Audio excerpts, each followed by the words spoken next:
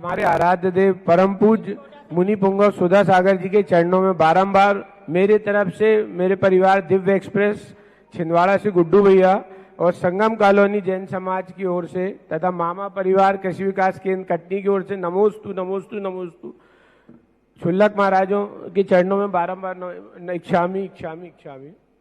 महाराज जी, आपके समक्ष आने से ही सारी शंकाओं का समाधान हो जाता है। मन में कोई ऐसी शंका नहीं, फिर भी एक छोटी सी जिज्ञासा है। विगत जब से आपकी छत्र छाया में आए हैं, जो ऐसी शंका नहीं, फिर भी एक छोटी सी जिज्ञासा है।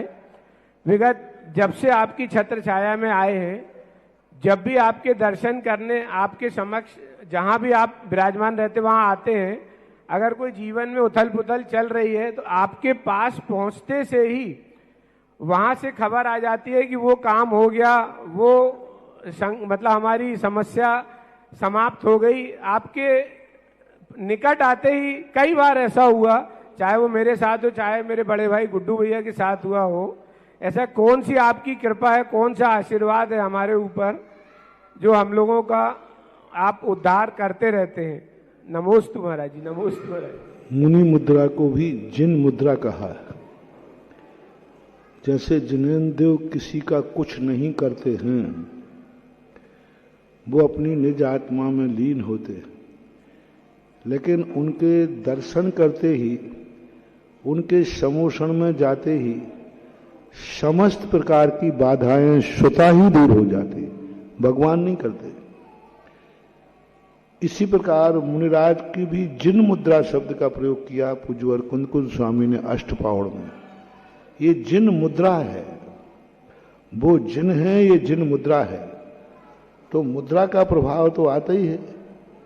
बिना बोले भी दर्शन करने मात्र से, जैसे मूर्ति का बिना बोले ही दर्शन करने से हमारे लिए अनिष्ट का निवारण, इष्ट की प्राप्ति हो जाती।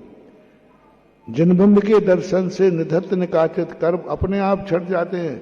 मूर्ति नहीं करती किसी का कुछ, दर्शन मात्र से हो जाता।